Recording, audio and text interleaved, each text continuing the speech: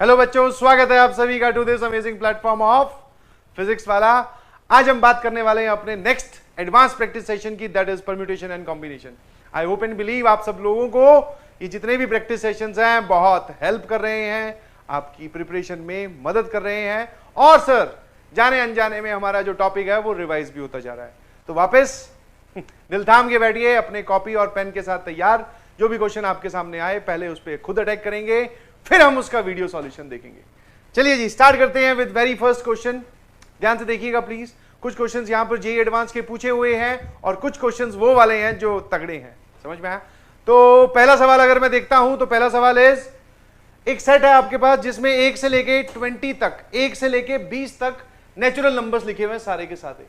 The number of ways of selecting, आपको इनमें से टोटल 5 नंबर सेलेक्ट करने हैं पहले पार्ट के हिसाब से, such that they are in AP. वो क्या होने चाहिए? एपी में होनी चाहिए। 3 नंबर एपी में हो तो सर काम चल सकता है। 3 नंबर का एक शॉर्ट ट्रिक होती है, दैट इज 2b इज, मान लो abc है तो बीच वाले का दुगना बाकी दोनों के सम के बराबर होना चाहिए, तो वहां से हम इवन ऑड के हिसाब से कैलकुलेट करते हैं। बट सर अब की बात तो उसने बोला 5 नंबर, तो पहला जो पार्ट है उसमें आप क्या करेंगे? Calculate according to common difference. According to common difference के हिसाब से आप कैलकुलेट कीजिए। दैट इज, आप बोल सकते हो सर केस 1, पहला केस, अगर कॉमन डिफरेंस जो डी है वो क्या हो जाए? 1, है ना? जब आप नंबर्स एपी में लेते हो तो कॉमन डिफरेंस 1 वाले होंगे, तो 5-5 के कितने सेट आएंगे सर? कॉमन डिफरेंस 1 वाले 1 2 3 4 5, ये एक 5 का सेट, फिर 2 3 4 5 6, ये दूसरा, ऐसे चलते जाओ। जो लास्ट आपको 5 का सेट मिलेगा जिनका कॉमन डिफरेंस 1 होगा, तो आप बोल सकते हो सर 15 16 17 18 19 और 20, ये तो 6 हो गए। तो मतलब सर 16 17 18 19 और 20, ये वो कॉमन डिफरेंस 1 वाले टोटल कितने हैं? दैट इज 16 ऐसे केस हो गए, 16 ऐसे केस हो गए जो 5-5 नंबर का सेट है और जिनका कॉमन डिफरेंस क्या क्या है? 1 1। अब मैंने बोला कि कॉमन डिफरेंस 2 के लिए सोच, हाँ केस बना बना के सोच रहे हैं। और जैसा कि आप जानते हैं आईआईटी जेईई वाले जो क्वेश्चंस हैं, जेईई एडवांस वाले, वो केस मेकिंग पर ही डिपेंड करते हैं बेटा, तो आपके केस बनाने की एबिलिटी बहुत अच्छी होनी चाहिए। चलिए जी, देखना जरा 2 2 वाले, इसमें 2 जोड़ा तो 3 3 2 5, 5 और 3 7, 7 और 2 9, चलते जाओ। सर ऐसे लास्ट कैसे गिनेंगे हम? तो लास्ट में उल्टा काउंट करना, समझ में आया? कॉमन डिफरेंस यहां पे आ गए हम 20 पे, इसमें से 2 सब्ट्रैक्ट किया 18, 2 सब्ट्रैक्ट किया 16, फिर 2 सब्ट्रैक्ट किया मैंने और 2 सब्ट्रैक्ट किया, तो ये हो जाएगा 14 और 2 सब्ट्रैक्ट कर दे 12। हाँ, आप देख सकते हैं कॉमन डिफरेंस 2 वाला ये लास्ट पेयर है जो कि 12 से स्टार्ट हो रहा है और जिसमें 5 का आ रहा है, समझ में आया? आप ऐसा भी बोल सकते हो 13 से कोई नहीं होगा, 17 19 और 21 तो सर है ही नहीं पिक्चर में। तो कॉमन डिफरेंस के टोटल कितने आए सर? एक सेट है जो 1 से शुरू हो रहा है, फिर 2 से शुरू होने वाला होगा, फिर 3 से 4 से, ऐसे करके 12 से, तो ऐसे 12 ऐसे 16। मेरे ख्याल से आपको बात समझ में आ गई होगी। केस 3 की अगर मैं बात करूं तो कॉमन डिफरेंस कितना लोगे सर? अब की बार कॉमन डिफरेंस हो जाएगा 3 वाला। कॉमन डिफरेंस 3 के करस्पॉन्डिंग फटाफट काउंट कर सर, 1, फिर 3 जोड़ोगे 4, 3 जोड़ोगे 7, फिर 3 जोड़ोगे 10 और ये 13। मैंने बोला लास्ट केस क्या आएगा, तो लास्ट केस के लिए कैसे गिनोगे? 20 10 मतलब 3 घटा दे 17, 3 घटा दे 14, फिर 3 घटा दे 11, फिर 3 घटा दे 8, आया ना? तो देख पा रहे हो यहां पर ये टोटल केस कितने आएंगे? दीज आर 8, क्योंकि 1 से शुरू होने वाला एक सेट है, फिर 2 से, फिर 3 से, ऐसे करते करते 8 से। फिर मेरे ख्याल से आप समझ गए होंगे पैटर्न देखकर सर, केस 4 जबकि कॉमन डिफरेंस क्या हो जाएगा? 4। और अब की बार मैं वो सारे केसेस लिख नहीं रहा हूं, आप समझ गए होंगे। 16 फिर 12 फिर 8, अब की बार 4 केस आएंगे, ठीक है? फिर मैंने पूछा कॉमन डिफरेंस 5 वाले, केस 5, जब डी की वैल्यू 5 हो जाए। सर ऐसा एक भी केस नहीं होगा, मतलब आप बोल सकते हो 4 में से 4 घटाया 0। आप देख लो कॉमन डिफरेंस 5 वाला आप लिख ही नहीं सकते। मान लो फर्स्ट टर्म 1, 5 जोड़ा 6 11, फिर 5 जोड़ा 16, फिर 5 जोड़ा 21, तो ये जो लास्ट टर्म है 5 वाले सेट में ये 21 आ रही है। दैट मीन्स अगर ये 21 आ रही है तो सर 21 तो सेट में ही नहीं है। तो कॉमन डिफरेंस के हिसाब से हमने काउंटिंग की D1 2 3 और 4, तो हमारे पास ऐसे टोटल कितने सिलेक्शंस आएंगे? जल्दी से बोलिएगा। सर कॉमन डिफरेंस 1 वाले 16, कॉमन डिफरेंस 2 वाले 12, फिर कॉमन डिफरेंस 3 वाले 8 और कॉमन डिफरेंस 4 वाले 4. This is our final answer. आया ना? तो पहला पार्ट इज वेरी इजी, मेरे ख्याल से बात समझ में आती है. दूसरे पार्ट में क्या बोल रहा है? No two are consecutive. Sir हमें फॉर्मूला पता है डायरेक्टली. मैंने पूछा क्या फॉर्मूला होता है? n minus r plus 1 C r. अगर आपके सामने एक लाइन में n चीजें लिखी हो, उसमें से r सेलेक्ट करनी हो such that no two are consecutive, तो ये फॉर्मूला लगाते हैं. तो फटाफट इसमें वैल्यू पुट करके मुझे आंसर बता दीजिए क्या हो जाएगा. n कितना है? 20. इसमें से 5 सेलेक्ट करने हैं प्लस 1 C5. सर ये हो जाएगा 16C5 is the answer. 16C5. ठीक है, 16C5 हमारा आंसर हो गया. हाँ, इतने तरीके से आप नो टू आर कॉन्जिक्यूटिव, मेरे ख्याल से आपको क्लास की बातें याद होगी. नो टू आर कॉन्जिक्यूटिव का मतलब है बेटा कोई भी दो लगातार नहीं होनी चाहिए. समझ में आया? मतलब एक 1 है, दूसरा फिर 7 हो गया, फिर 11 हो गया, फिर 18 हो गया, फिर 20 हो गया. समझ में? इनमें कोई पैटर्न नहीं है, बट कोई भी दो नंबर्स लगातार नहीं है, सारे अलग अलग है. समझ गए? तो first is done, second is done. जो थर्ड है वो सबसे मजेदार है. जो थर्ड पार्ट है वो क्या है? सबसे मजेदार. ध्यान से देखो, थर्ड पार्ट जो है वो क्या है? सबसे मजेदार. वो बोल रहा है, सुनना जरा वापस यहां समझाता हूं, कि आप एक काम करो 1 2 3 टिल 20 में से 5 नंबर सेलेक्ट करके लाओ. इसमें से आप कोई भी 5 नंबर, कौन सा पार्ट डिस्कस कर रहे हैं? Third part. समझ में आया? थर्ड पार्ट ही आप बोल सकते हो थोड़ा एडवांस वाला है. 5 एलिमेंट्स या 5 नंबर्स हमें सेलेक्ट करने हैं, और उन एलिमेंट्स को मैं बोल रहा हूं A B C D और E. कंडीशन ये होनी चाहिए कि A सबसे छोटा, B उससे बड़ा, C उससे बड़ा, और फिर ये देखो ऐसे पलट दिया. मतलब कंडीशन क्या होनी चाहिए कि A फिर B फिर C फिर ऐसे फिर ऐसे. ऐसे लिखने का मतलब पहले आप समझें, तभी तो सवाल कर पाओगे. इसका मतलब है कि सर सबसे बड़ा C होना चाहिए. ठीक है, और D और E में से कौन बड़ा होना चाहिए? D बड़ा होना चाहिए, E छोटा होना चाहिए. A और B में से कौन बड़ा होना चाहिए? B बड़ा होना चाहिए, A छोटा होना चाहिए. जैसे फॉर एग्जांपल कुछ एग्जांपल्स मैं आपको लिख के दिखाता हूं, बिकॉज एग्जांपल से बात जो है वो एकदम क्लियर हो जाती है. जैसे आप बोल सकते हो सर एग्जांपल के तौर पे आपने यहां लिखा 7, मतलब C की वैल्यू होगी 7, D की वैल्यू होगी 5, E की वैल्यू होगी 1. यहां पर हो गया 8, हो सकता है क्या? No sir. यहां पर हो गया 6 और यहां पर हो गया 2. समझ में आया कि नहीं समझ में आया? 5 नंबर सेलेक्ट करने हैं हमें, 5 नंबर सेलेक्ट करने हैं A B C D E में से. और अच्छा, इसमें एक चीज क्लियर नहीं है, वो और मैं बता देता हूं. The number of ways of selecting 5 numbers, इसमें ये जरूर ऐड कर लीजिएगा, ऑल आर डिफरेंट. ठीक है, ये यहां पर दिया हुआ है, दीज ऑल आर डिस्टिंक्ट. ठीक है, ये सारे के सारे कैसे नंबर्स हैं? डिस्टिंक्ट नंबर्स हैं, मतलब ये सारे डिफरेंट होनी चाहिए. वरना फिर एक लड़का ऐसे भी बोल देगा, डिस्टिंक्ट वाला केस नहीं हटाया तो बोलेगा सर 7 यहां 5 यहां, ये लो, और फिर 2 यहां 2 यहां. देखो सबसे बड़ा ये है और ये इस कंडीशन को सेटिस्फाई कर रहा है, तो दिस इज रॉन्ग. ये नहीं करेंगे, सारे के सारे हमें डिफरेंट लेने हैं, ये ध्यान रखिएगा प्लीज. ठीक है, और एक आधा केस और बना लो. चलो फिर मैंने एक और बताया, जैसे कि मान लो आपने यहां लिखा 11 सबसे बड़ा नंबर, यहां लिखा 8, यहां लिखा 3, यहां लिखा 9, यहां लिखा और यहां लिख दिया 10 और यहां लिख दिया 9. जैसे ये इसको सेटिस्फाई कर रहा है. C सबसे बड़ा, फिर इन दोनों में से कौन बड़ा? C. फिर ये जो D है ये E से बड़ा, ये जो B है ये A से बड़ा, और जो B है वो C से छोटा. बिल्कुल सही. ऐसे करके पूछ रहा है कितने केस आएंगे. समझ में आया? तो ये सोचने वाला केस है. ध्यान सुनना मेरी बात, कैसे इसको सोचेंगे. ठीक है, आपको समझ में आ गया क्या है? ये वाला केस नहीं लेना है, बिकॉज सारे के सारे डिफरेंट होनी चाहिए, अलग अलग होनी चाहिए. सवाल में आप ऐसे समझ सकते हैं मिस प्रिंट था, वहां पे टाइप नहीं था, मैंने टाइप करवा दिया. अब सुनो, आप क्या कर रहे हो? इसका फाइनल आंसर लिखेंगे. ध्यान सुनना, और फाइनल आंसर आपको एकदम समझा देगा कि हां भाई ऐसा क्यों किया गया. पहले आप एक काम करो, इन 20 में से कोई से भी 5 उठा लाओ. तो मैंने 20 में से कोई से भी 5 नंबर सेलेक्ट किए. ठीक है, 20 में से कोई से भी 5 नंबर सेलेक्ट किए. साथ साथ में एग्जाम्पल भी बताता जा रहा हूं. जैसे मान लो एक लड़के ने बोला कि सर आप ले लो 9 6 2, या फिर आप बोलो 1 3 6 9 या 5 9 या 9 11 या 9 12. चलो ये ले लिए मैंने 5 नंबर. ये साथ में एग्जाम्पल बता रहा हूं. 20 में से कोई भी 5, ये वाले 5 उठा लाया.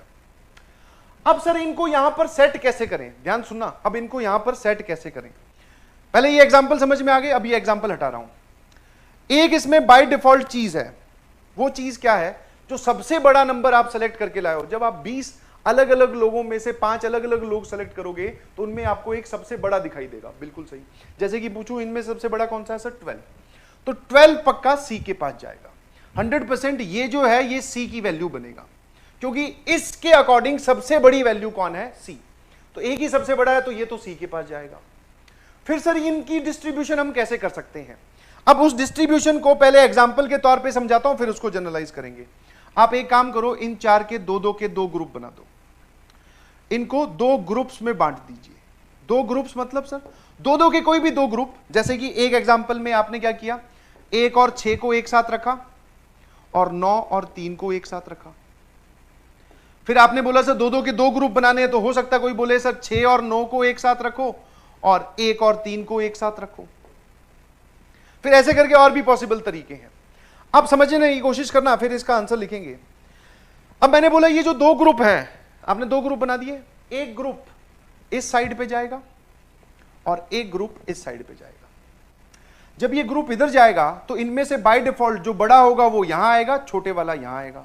जब ये वाला ग्रुप इधर जाएगा, जो बड़ा होगा वो यहां आएगा, छोटे वाला यहां आएगा। पहले से ही उनकी जगह फिक्स्ड है, समझ में आया। ये 2 के, इन 4 के बचे हुए 4 के 2 के 2 ग्रुप बनाए। ये वाला ग्रुप जब यहां गया तो सबसे छोटा इधर, 1 और 6 में से सबसे छोटा 1 है तो वो इधर और 6 यहां। ये वाला ग्रुप जब यहां गया तो 9 यहां, 3 यहां। सर एक बच्चा बोला उल्टा भी तो हो सकता है, 9 और 3 वाला ग्रुप यहां आ जाए, 6 और 1 वाला ग्रुप यहां आ जाए। मैंने कहा बिल्कुल हो सकता है। जब 9 और 3 वाला ग्रुप यहां आएगा तो 9 यहां बैठेगा, 3 यहां बैठेगा, बिकॉज बड़े वाला यहां, छोटे वाला यहां। और 1 और 6 वाला ग्रुप जब यहां आएगा तो वो ये होगा। समझ पा रहे हो कि नहीं समझ पा रहे हो। बचे हुए 4 का 2 का ग्रुप। अब कोई बोले सर मैं तो इसको लेके आना चाहता हूं यहां, तो ये 6 और 9 वाला ग्रुप जब यहां आएगा तो 9 यहां, 6 यहां और यहां 12।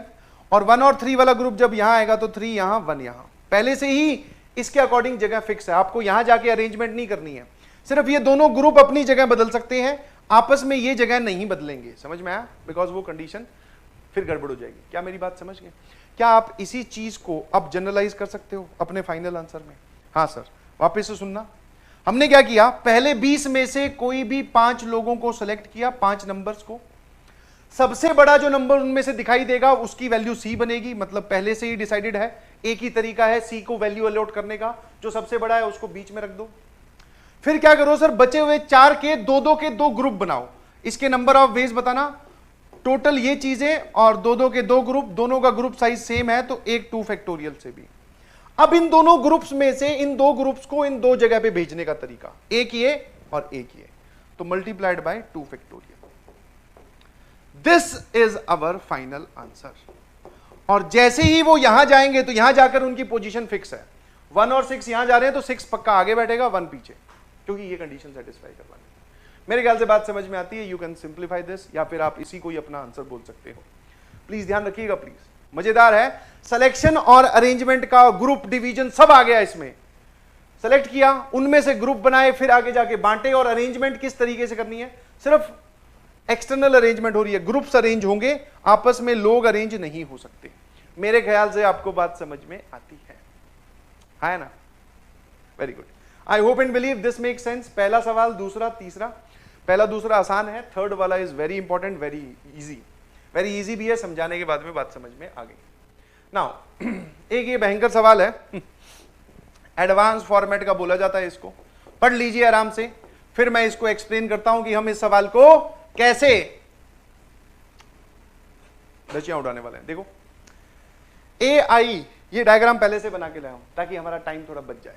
AI I1 से लेके 21, मतलब टोटल A21 वर्टिसेस हैं of 21 sided regular polygon inscribed in a circle with centre O। मतलब वो बोल रहा है कि हमारे पास टोटल 21 वर्टिसेस हैं, A1, A2, A3, A4, A5, A6, A7। आप सवाल पढ़ें, A8, A9, A10, A11, A12, 13, 14, 15, 16, 18, 19, 20 और 21। ठीक है, चलिए जी, ओहो, ये हो गया। अब वो बोल रहा है कि अगर ये सारे रेगुलर पॉलीगन के अंदर है, मतलब इनका एक पॉलीगन बनाया गया है ऐसे करके, समझ पा रहे हो आप, इनको ज्वाइन करके एक पॉलीगन बनाया गया है जो कि इस सर्कल के अंदर है, जिसका की सेंटर क्या है, O। देन अब हमें क्या करना है, triangles formed by joining the vertices of 21 sided polygon, इन्हीं के ही वर्टिसेस को ज्वाइन कर हमें ट्राइंगल बनाने हैं, ठीक है।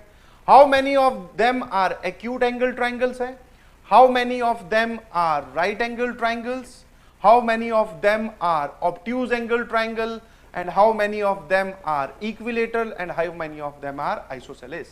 सबको एक साथ ही ले आया, अलग अलग जगह पे ये अलग अलग करके बताए जाते हैं, बोले एक्यूट कितने हैं वो बता दो, ऑब्ट्यूज कितने हैं, राइट एंगल कितने हैं, इक्विलेटरल कितने हैं, स्केलन कितने हैं, आइसोसेलेस कितने हैं, ठीक है, हम सबकी गिनती कर देंगे। समझ में आया? क्या आप लोग तैयार हो? सबसे पहला और एकदम बेसिक सवाल, टोटल कितने ट्राइंगल्स बना सकते हो?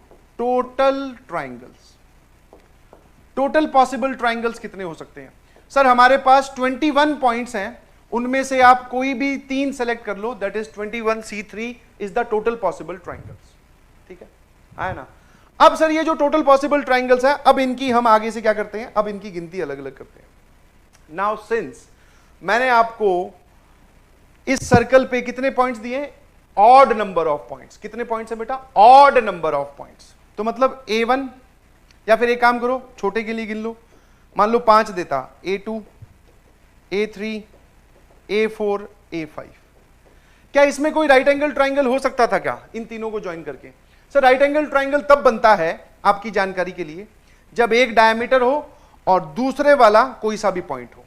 ये सारे के सारे राइट एंगल ट्राइंगल हैं, मतलब 2 वर्टिसेस को ज्वाइन करके एक डायमीटर बनना चाहिए। तो अगर मान लो मैं आपको 5 पॉइंट्स दूं, 21 थोड़े ज्यादा हो जाएंगे, 5 पॉइंट्स दूं, तो 2 को ज्वाइन करके आप डायमीटर बना सकते हो।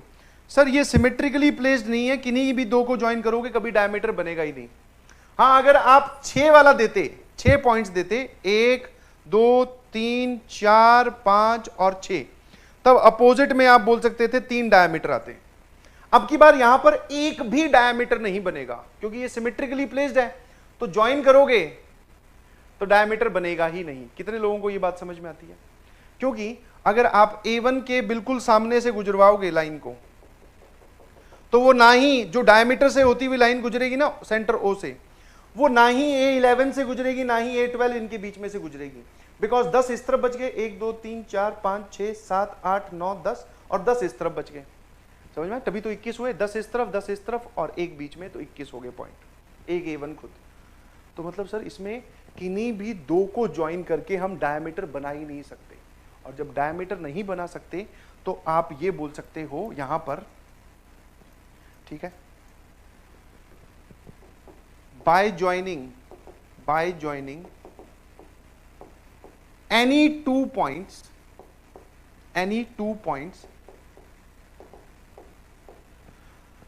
by joining any 2 points, number of diameters पूछ रहा हूं मैं आपसे, इस केस में number of diameter is 0, hence number of right angle triangles are also 0। Number of right angle triangles कितने हैं बेटा? 0। मतलब जितने भी राइट एंगल ट्राइंगल होंगे, पहले आपको ये कॉन्सेप्ट समझ में आया, उसमें एक डायमीटर होना चाहिए, बाकी तीसरा मतलब 2 पॉइंट से एक डायमीटर बनना चाहिए, तीसरा कोई भी हो सकता है, तो वो राइट एंगल ट्राइंगल बनता है। अब की बार डायमीटर ही कुछ नहीं बन रहा, तो फिर सर राइट एंगल ट्राइंगल बनाओगे कहां से? बहुत बढ़िया। तो अगर कोई भी हमारे पास राइट एंगल ट्राइंगल है ही नहीं, तो कितने लोगों को यह बात समझ में आई है टोटल ट्राइंगल्स में सर जो कुछ है वो एक्यूट है और बचे हुए ऑब्ट्यूज है ना? कुछ एक्यूट है, कुछ ऑब्ट्यूज है। किसी भी एक की गिनती कर लो, या आप एक्यूट की कर लो या ऑब्ट्यूज की कर लो। तो मान लो जैसे आपने ऑब्ट्यूज गिन लिया, तो एक्यूट निकालने के लिए टोटल में से ऑब्ट्यूज घटा देना, है ना? इस केस में मान लो, किसी केस में अगर मान लो यहां पे 20 होते, तो हम राइट एंगल ट्राइंगल भी गिन लेते, कितने डायमीटर है, हर एक डायमीटर के करस्पॉन्डिंग कितने कितने आएंगे वो गिनने पड़ेंगे। समझ पा रहे हो कि नहीं समझ पा रहे? ठीक है, तो फिर हम क्या करते हैं उस केस में यहां पर एक वैरायटी और भी खींचता कि राइट एंगल ट्राइंगल्स भी कुछ होंगे, वो तो अब है नहीं। ठीक है, मैं आपको ऑड वाले के लिए समझा रहा हूं, समझो अच्छे से। इवन वाले के लिए खुद करना, मतलब जब टोटल नंबर ऑफ वर्टिसेस 20 हो, थोड़ा दिमाग लगाना, मैं आपको एक सीखने का तरीका बता रहा हूं। ये बात समझ में आई? नाउ अब चलते हैं सर ऑब्ट्यूज पे। अब कौन से की काउंटिंग कर रहे हैं बेटा? ऑब्ट्यूज वाले की। ऑब्ट्यूज कितने ट्राइंगल्स हो जाएंगे? कितने लोगों को एक बात समझ में आती है कि ऑब्ट्यूज, पहले मैंने क्या किया, जैसे मैं A1 से एक डायमीटर खींच दी, सुनते जाना, गिनने का तरीका बता रहा हूं। जो भी ऑब्ट्यूज एंगल ट्राइंगल होगा वो पक्का सर उसके तीनों वर्टिसेस डायमीटर के एक तरफ लाई करेंगे। जैसे ये एक वर्टेक्स मैंने A1 फिक्स किया है, साथ में A2 A9 उठा लिया, A5 A7 उठा लिया। कोई बोले सर A6 A4 उठा लो, कोई बोले A5 A6 उठा लो। सर दो दो क्यों उठा रहे हो? बिकॉज एक तो A1 फिक्स है। ये जितने भी ट्राइंगल बना रहा हूं ये सारे के सारे ऑब्ट्यूज है क्या? हाँ सर, डायमीटर के एक तरफ लाई करने वाले ट्राइंगल्स ऑब्ट्यूज होते हैं। जब भी आप किसी सर्कल में डायमीटर के एक तरफ लाई करने वाला कोई सा भी ट्राइंगल बनाते हो वो ऑब्ट्यूज होते हैं। पहले आप ये चीज बचा ली। अब इसके बाद में गिनती शुरू करिए, ठीक है? अब गिनती कैसे करेंगे सुनते जाना। मैंने क्या किया, A1 से डायमीटर खींची, वो सामने इन दोनों में से किसी भी पॉइंट से नहीं गुजर रही। अब आप एक काम करो, A1 फिक्स हो गया, ठीक है? कितने इधर कितने पॉइंट्स हैं ये टोटल? सर ये टोटल हमारे पास इस A11 तक टोटल 10 पॉइंट्स हैं, समझ गए? टोटल 10। हाँ, इन 10 में से कोई भी दो, 10 में से कोई भी दो है ना, ठीक है? और इन 10 में से कोई भी दो और एक है हमारे पास A1। अब कोई बच्चा बोलेगा सर इस तरफ से क्यों, इधर से भी उठा लो कोई भी, इन 10 में से भी कोई सी भी दो। तो पहले इस तरफ के गिनते हैं। मान लो राइट साइड से कितने आए? राइट साइड से आएंगे हमारे पास obtuse angle triangle are 10C2। एक पॉइंट तो A1 फिक्स है। ये राइट साइड से, लेफ्ट साइड से कितने आएंगे सर? इतने ही लेफ्ट साइड से आएंगे 10C2, है ना? ये आपने गिना किस वर्टेक्स के करस्पॉन्डिंग? एक वर्टेक्स A1 के करस्पॉन्डिंग। थोड़ी देर में ये भी तो हो सकता है आप A5 के थ्रू, अभी डायग्राम थोड़ा ठीक नहीं है, A5 के थ्रू एक डायमीटर खींचो, वो भी सामने किसी पॉइंट से नहीं गुजरेगा, सिमेट्रिकली प्लेस्ड है। तो वापस इसके 10 इधर, इसके 10 इधर। A5 को एक वर्टेक्स मानते हुए कितने ट्राइंगल्स आएंगे? ऐसे ही सर, ऐसे ही आएंगे 10C2 प्लस 10C2, एक ऊपर से एक नीचे से। मैंने पूछा टोटल राइट एंगल, हमें टोटल ऑब्ट्यूज एंगल ट्राइंगल गिनने हैं। तो एक वर्टेक्स के लिए इतने थे, तो कितने वर्टेक्स हैं सर? 21 वर्टिसेस हैं। कितने वर्टेक्स हैं? 21। कितने वर्टेक्स हैं बेटा? 21। तो 21 में से कोई सा भी एक। बट यहां पर आपको एक चीज ध्यान देनी पड़ेगी और आपको इस चीज को जस्टिफाई करना पड़ेगा। हर एक ट्राइंगल दो दो बार गिना गया।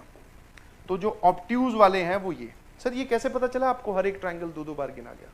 अब ऐसे देख, तूने एक ट्राइंगल गिना ये वाला A1 A6 A9, है ना? ट्राइंगल के मैं टाइप लिख लेता हूं, कौन से वाला? A1 A6 A9। जब आपने A1 को वर्टेक्स लिया, फिर बारी आई A6 पे बैठ के गिनने की, तो आपने ये किया।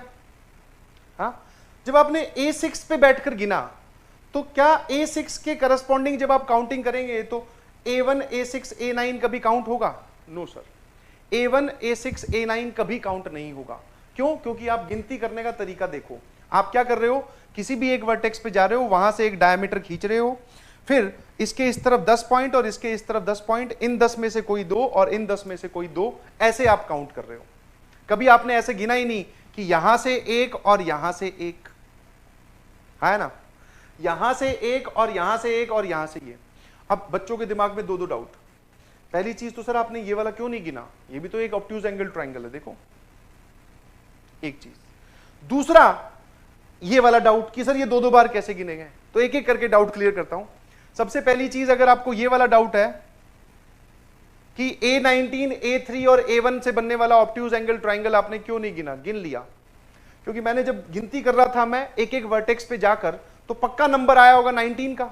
सुनते जाना, 19 से आपने डायमीटर खींची होगी, है ना? और डायमीटर 19 से खींचने के बाद में एक वर्टेक्स आपने 19 रखा, फिर आपने इन 10 में से कोई दो सेलेक्ट किए, उन दो में A1 और A3 सेलेक्ट हुए होंगे, है ना? तो ये ट्राइंगल गिना गया है। पहली चीज ये मत गिनना। हाँ, ये A1 के टाइम पे नहीं गिना गया, बट ये A19 के टाइम पे गिना गया। एक डाउट तो ये क्लियर। दूसरा डाउट जो आता है वो ये है कि सर ये दो दो बार कैसे गिनेंगे? हर एक ट्राइंगल आपने दो दो बार गिना है। जैसे किसी पे भी आ जाओ, जैसे ये वाला, कौन से वाला? A1 A4 A7 वाला, ठीक है? इस ट्राइंगल को आपने एक बार तो जब आप A1 को एक वर्टेक्स ले रखा था तब गिना, एक बार जब आपने A7 को वर्टेक्स लिया। कैसे? ठीक है, A8 से A18 से नहीं पास कर रही, कहीं और से पास करवा देना, ठीक है, सामने से नहीं पास करेगी किसी और वर्टेक्स से। मान लो आपने ये डायमीटर खींची, मैंने बोला कि क्या ये ट्रायंगल फिर गिना गया इसमें, हाँ, आपने इससे डायमीटर पास करवाई, इसके ऊपर 10 इसके नीचे 10, फिर आपने बोला 10 में से कोई 2 सेलेक्ट करो, तो हो सकता है A1 A4 सेलेक्ट हो जाए। तब कौन सा बना, A1 A4 A7 वाला, यही वर्टेक्स बना, ये मतलब यही ट्रायंगल बना 1 4 7 वाला, और ये ऑलरेडी भी बन चुका है। फिर एक बच्चा बोला सर ये 2 बार नहीं ये 3 बार गिना गया। मैं कहा कैसे, सुनना जरा ध्यान से। बोला कि सर हो सकता है आप A4 से डायमीटर खींचो और फिर ऊपर से A4 से अगर आप डायमीटर खींचोगे तो A1 इस तरफ रह गया और A7 इस तरफ रह गया। तो ये समझ पा रहे हो मेरी बात, ध्यान सुनना यार, कंफ्यूजिंग है। पहली चीज, हम ऑब्ट्यूज एंगल ट्रायंगल कैसे गिन रहे हैं, एक वर्टेक्स पकड़ो उससे डायमीटर खींचो, 10 और 10 में से इसमें से 2 और इसमें से 2, क्योंकि एक वर्टेक्स तो A1 खुद है, ठीक है। ऐसे कितने होंगे सर, 21 वर्टिसेस हैं, तो 21 इंटू 10, और 2 क्यों, हर एक मैं गिना रहा हूं, देखो ध्यान से, A1 A4 A7, ये 2 बार कब कब गिना गया, एक बार A1 पर बैठकर और एक बार A7 पर बैठकर। A4 पर बैठकर आपने ये ट्रायंगल गिना ही नहीं, क्योंकि A4 इन दोनों के बीच में है, तो जब A4 से डायमीटर खींचोगे तो A1 एक तरफ A7 एक तरफ, तब ये गिना ही नहीं गया। फिर कोई भी और सोच ले, जैसे तूने बोला कि एक ये वाला, एक ये ट्रायंगल, और सोच, जैसे मैंने बोला A1 A18 और A14, ये ट्रायंगल भी तूने गिना होगा इनमें, हाँ सर। अब ये 2 बार कब कब गिना गया, एक बार A1 पर बैठकर और एक बार A14 पर बैठकर, बीच वाले पर बैठकर आप इसको नहीं गिनोगे, इस ट्रायंगल को, तो वो कोई और गिने जाएंगे। जब आपने A14 की बारी आई तो यहां से एक ऐसे डायमीटर खींचा, आपने बोला कि फिर इन 10 में से कोई एक सेलेक्ट करो, तो A18 और A1 भी सेलेक्ट हो सकते हैं, तो इन तीनों को ज्वाइन करोगे ट्रायंगल तो यही बनेगा। तो each triangle is counted twice, तो इसलिए 2 से डिवाइड किया, तो ये आ जाएगा बेटा 21C1 होता है 21, है ना, और ये 10C2 2 बार लिखा हुआ है, तो यहां बचेगा 10C2, और 10C2 होता है 10 इंटू 9/2, दैट इज 45। तो 45 इंटू 21 हो जाएगा भैया, एक सेकेंड, शोर मत मचाना भैया, है ना, मैंने ठीक किया क्या, 2 इंटू 10C2, 10 इंटू 9/2, हाँ बिल्कुल सही, और 21C1, तो ये कितना आ गया सर, ये आ गया 5 4 और 945 आ गए, टोटल हमारे पास 945, अरे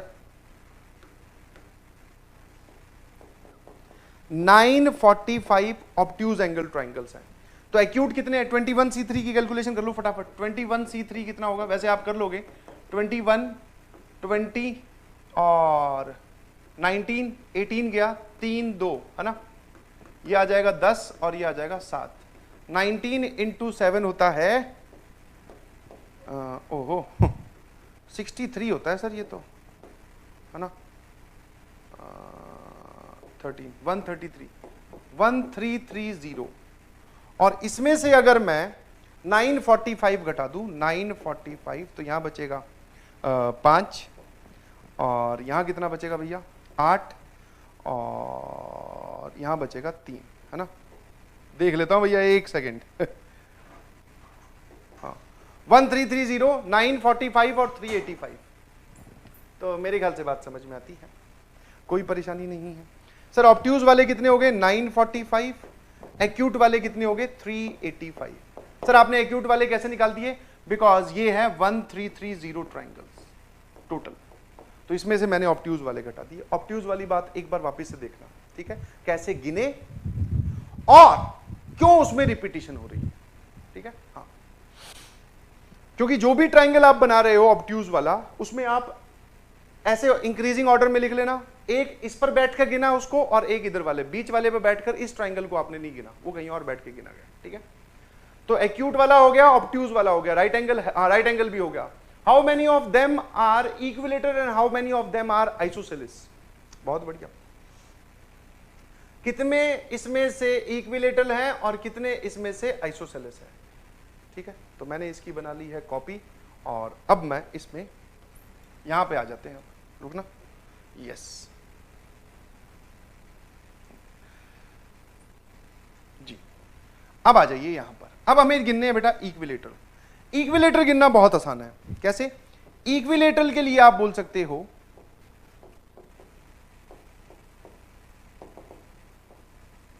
ठीक है, इक्विलेटरल के आप ऐसा बोल सकते हो कि स्पेसिंग बराबर होनी चाहिए, इक्वली स्पेस्ड होनी चाहिए। क्या आपको ये बात समझ में आती है? कैसे? आप इस चीज को आप ऐसे समझने की कोशिश करो। अच्छा, इसमें हर एक साइड कितना एंगल सबटेंड कर रही होगी? हर एक साइड सेंटर पे कितना एंगल सबटेंड करेगी? सर टोटल हमारे पास 21 साइड्स हैं और पूरा एंगल था 360, तो आप बोल सकते हो सर ये 120 है ना अपॉन 7, हर एक साइड जो है वो 120 डिग्री अपॉन 7 सबटेंड करेगी। ठीक है, हाँ है ना? तो आपको क्या ये बात समझ में आती है कि आपको ऐसी 7 साइड्स को ज्वाइन करना पड़ेगा? मतलब एक इस पॉइंट को ले रहे हो तो 1 2 3 4 5 6 7 ट्राइंगल्स पे आप जाओगे, तब जाकर ये वाला एंगल जो है ये 120 होगा। सर आप 120 क्यों बना रहे हो? बिकॉज अगर एक कॉर्ड सेंटर पे 120 डिग्री एंगल बनाएगी तब जाकर वो पूरे पर कितना बना पाएगी, मतलब सर्कमफेरेंस पे 60। नहीं समझ में आया? पहचान गया, रुक फिर दूसरा इलाज ढूंढता हूं। अब है तो यार मुश्किल, मैं तुम्हें काउंटिंग करना सिखा के जाऊंगा। एक्यूट, ऑब्ट्यूज और राइट एंगल ट्राइंगल खत्म हो चुके हैं, अब इक्विलेटरल और आइसोसेलेस की बात करते हैं। चलिए जी चलो फिर से एक नए तरीके से, घबराइए नहीं। एक काम करो, 7 का पेयर बनाते हैं। सर ये 7 का पेयर क्यों बनाता, अभी बताता हूं।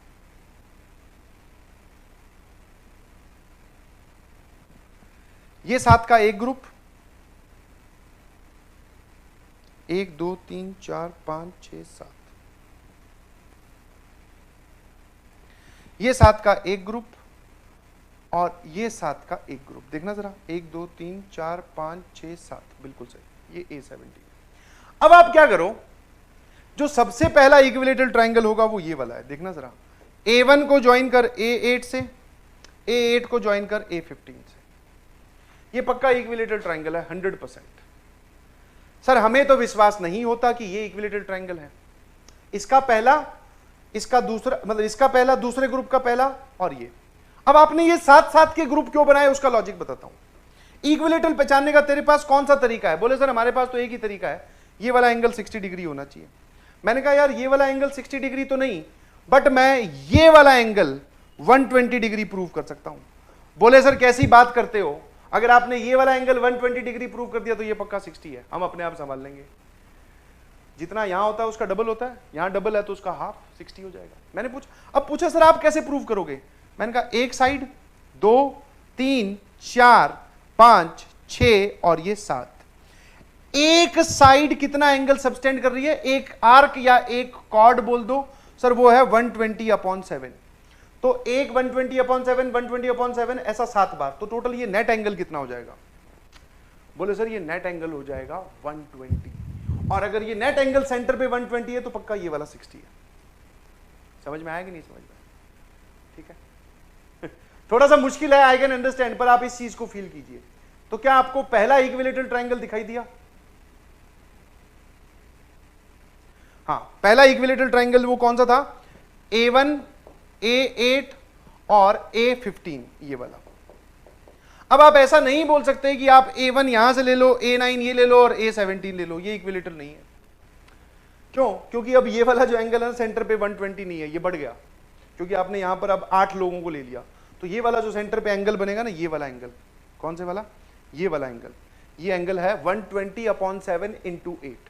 तो जब ये वो एंगल 120 नहीं है तो ये 60 कैसे हो सकता है? समझ गए? तो अब अगर आपको इक्विलेटरल ट्राइंगल गिनना है तो जो पहला आपने गिना उसको घुमाते जाओ। इसको घुमाने का मतलब इसको यहां और इसको यहां, तो जो दूसरे वाला है वो ये है, जिसको आप देखकर बता सकते हो कौन सा है? A2 A9 A16, A2 A9 A16। तीसरा क्या आएगा सर? A3 A10 A17। चलता जाएगा। जो लास्ट पेयर आपके पास बनेगा A7 A14 A21। जो लास्ट पेयर आपके पास बनेगा वो होगा A7 A14 A21। तो total we have 7 equilateral triangles, इन सातों के अलावा और कुछ नहीं है।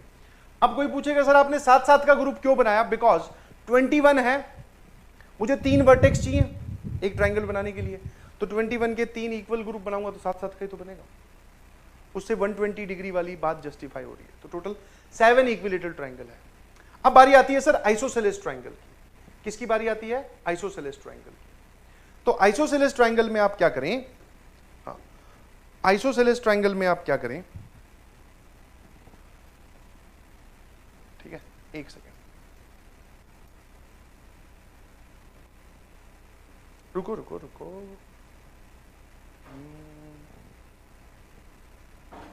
कॉपी क्रिएट कर रहा हूं ताकि मुझे वो बार बार ना लिखना पड़े।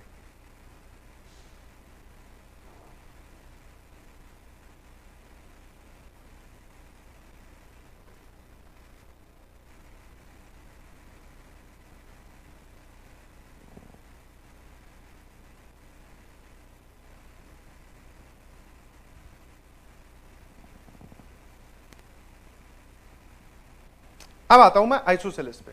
ठीक है, आइसोसेलेस में आप क्या करें? आइसोसेलेस में ऐसे सोचो, वापस वर्टेक्स पे बैठ के सोचो, तब बात में समझ में आएगी। ठीक है, वापस क्या करो आप? वर्टेक्स पे बैठ के सोचो। ठीक है, हाँ। क्या आपको ये बात समझ में आती है? अगर आपने वर्टेक्स ये वाला लिया है, ध्यान सुनना, अगर आपने वर्टेक्स ये वाला लिया है तो एक ये वाला, इनसे इनफैक्ट इनसे एक डायमीटर निकाल ले, इससे पास करने वाला एक डायमीटर निकाल दिया तूने, है ना? अब देख, अगर A21 ले रहे हो तो A2 ले लो, A20 ले रहे हो तो A3 ले लो, A19 ले रहे हो तो A4 ले लो, A18 ले रहे हो तो A5।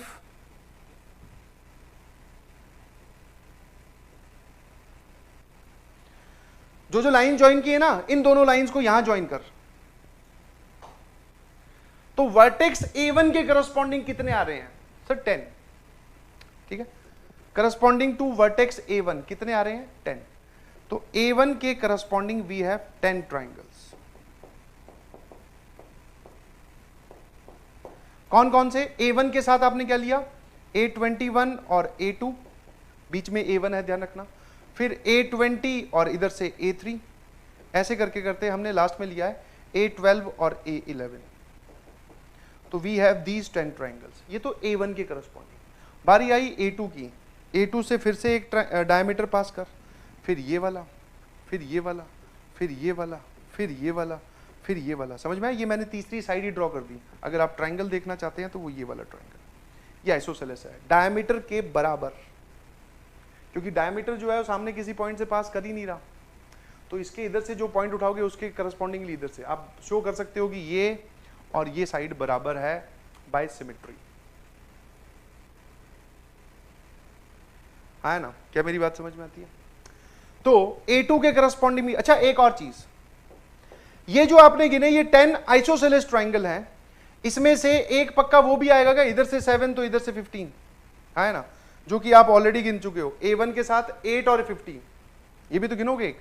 यहां पर आप A8 लोगे, यहां पर A15 लोगे, है ना? अरे भाई 8 और 15 वाला भी तो गिनोगे एक। सर ये आइसोसेलेस है कि नहीं? जी बिल्कुल, ये इक्विलेटरल है, तभी तो ये आइसोसेलेस है।